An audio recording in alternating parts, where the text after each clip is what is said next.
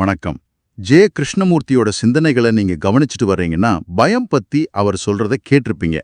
இன்னைக்கு அவரோட பயம் எண்ணமும் விடுதலை பாதையும் புத்தகத்திலிருந்து குறிப்பா அந்த 5வது அத்தியாயத்தை கொஞ்சம் ஆழமா பார்க்கலான் இருக்கோம். நம்மள நிறைய பேர் பயத்தோடயே வாழ பழகிட்டோம் இல்லையா? சரி, இது வாழ்க்கையோட ஒரு பகுதி தான் ஏத்துக்கிறோம். ஆனா கிருஷ்ணமூர்த்தி ஒரு முக்கியமான கேள்வி கேட்கிறாரு. பயத்திலிருந்து உடனடியா அந்த மொமெண்ட்லயே வெளியே வர முடியுமா? இது சும்மா தத்துவமா இல்ல நிஜமாவே சாத்தியமா? ளுக்கும் ஒரு தொடர்பு இருக்குல்ல, அதைத்தான் இது ரொம்ப ஆராயுது. பயங்கிறது தனியா வர்ற ஒரு விஷயம் இல்ல. நம்மளோட பழைய நினைவுகள், நாளைக்கு என்ன ஆகுமோங்கிற கற்பனைகள், அதாவது நம்ம என்ன ஓட்டம்தான் அதை உருவாக்குதுன்னு புரிஞ்சுக்க அது ஹெல்ப் பண்ணுது. கிருஷ்ணமூர்த்தியோட மெயின் பாயிண்டே என்னன்னா, இப்ப என்ன இருக்கோ அதுல இருந்து தப்பிக்க நினைக்கும் போதுதான் பயம் வருது. சரி, ஆனா பயம்னா அதுல பல வகை இருக்கு. இப்போ இருட்ட பார்த்தா பயம், மத்தவங்க என்ன நினைப்பாங்களோன்னு பயம், இல்ல மரண பயம், இப்படி ஒவ்வொன்னா பார்க்கணுமா? நாம பொதுவா பயம்ங்கிற உணர்வு இருக்கே, அதோட கட்டமைப்பு, அதோட இயல்பு என்னன்னு புரிஞ்சுக்க சொல்றாரு. அதோட வேற புரிஞ்சுக்கிட்டா போதும், எல்லா பயத்தையும் ஹேண்டில் பண்ணலான்னு சொல்றாரு. முக்கியமா நம்ம இப்போ எப்படி இருக்கோமோ அதை ஏத்துக்காம இப்படி இருக்கணும்னு ஒரு கற்பனை பண்றோம்ல, அந்த ரெண்டுக்கும் நடுவுல வர்ற கேப் தான் பயம். ஓ, அப்படியா? அப்போ பயத்தை போக்க நம்ம வழக்கமா செய்யறோமே, மன உறுதியோட நான் பயப்பட மாட்டேன்னு சொல்றது, இல்ல பயத்துக்கு காரணம் என்னன்னு அலசி ஆராயறது, இதெல்லாம் ஏன் உதவாதுன்னு சொல்றாரு? இது கொஞ்சம் குழப்பமா தான் இருக்கு. நல்ல கேள்வி கேட்டீங்க. மன உறுதிங்கிறது பயத்தை அடக்குறது தான், அதை புரிஞ்சுக்கிறது இல்ல, சரிதானே? அப்புறம் பகுத்தாராய்வு, அதாவது அனாலிசிஸ், அது ஏன் ஒர்க் ஆகாதுன்னா அதுக்கு 2 காரணம் சொல்றாரு. ஒன்னு, பயம்ங்கிறது இப்போ இந்த கணத்துல இருக்கு, ஆனா அனாலிசிஸ் பண்ண டைம் எடுக்கும். பயம் போனதுக்கு அப்புறம் அதை பத்தி யோசிச்சு என்ன பிரயோஜனம்? சரி.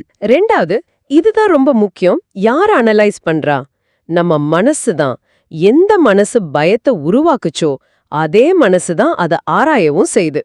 இது எப்படி இருக்குன்னா, திருதனையே வீட்டை காவல் காக்க சொல்ற மாதிரி. ஆமா, புரியுது. அதேதான். சோ பயத்தோட ஒரு பகுதியை அதை தீர்க்க முடியாது, கனவுகள் மூலமாவும் பயத்தை முழுசா புரிஞ்சுக்க முடியாதுன்னு சொல்றாரு. ஏன்னா அதுவும் நம்ம விழிச்சிருக்கிற மனசோட ஒரு தொடர்ச்சி தான். ஓ, ஓகே. சரி, அப்போ பயத்தை உருவாக்குற அடிப்படை ஃபேக்டர் எதுன்னு சொல்றாரு? ஒரே வார்த்தையில சொல்லணும்னா எண்ணம். இதுதான் பாயிண்ட். நேத்து நடந்த ஒரு கஷ்டமான அனுபவம், அதோட நினைவு மனசுல இருக்கு. அது நாளைக்கும் இப்படி ஆயிடுமோன்னு ஒரு எண்ணமா மாறும்போது பயம் வருது. ஓஹோ. அதே மாதிரிதான் சந்தோஷமும்.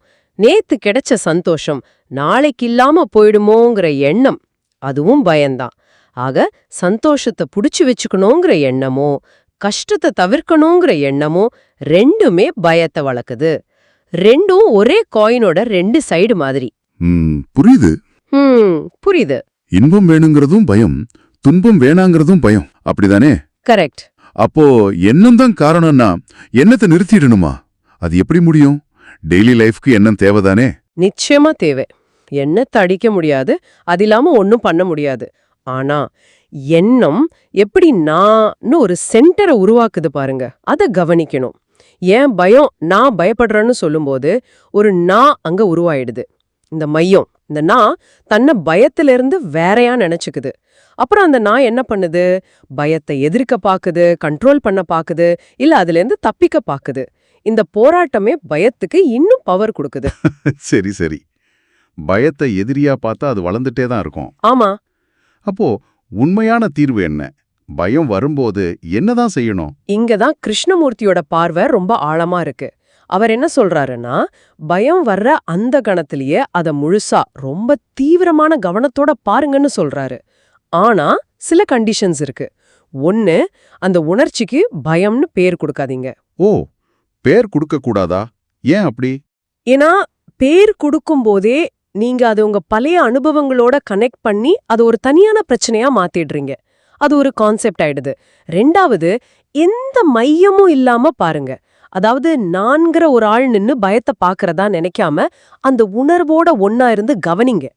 தப்பிக்கவோ எதிர்க்கவோ மாத்தவோ எதுவுமே பண்ணாம அது எப்படி இருக்கோ அப்படியே அந்த கணத்துல கவனிங்க.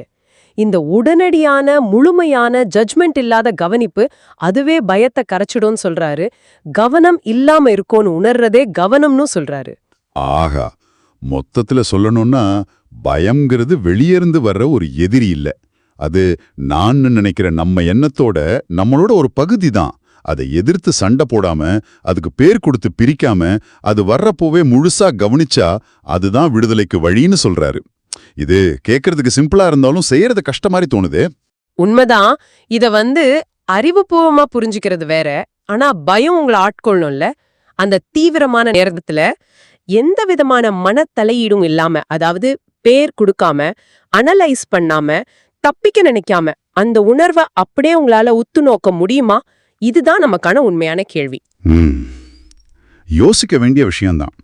நீங்க யோசிச்சு பார்க்க ஒரு கடைசி விஷயம் சொல்றேன்.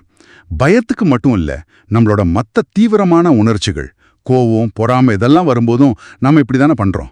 அதுக்கும் பேர் கொடுத்து ஏன் வந்துச்சுன்னு ஆராய்ஞ்சு அதிலிருந்து தப்பிக்கவே பார்க்கறோம். அப்படி பண்ணாம அந்த உணர்வுகள் வர்ற கணத்திலேயே எந்த எதிர்ப்பும் இல்லாம முழுசா கவனிச்சா நம்ம அனுபவமே மாறுமா?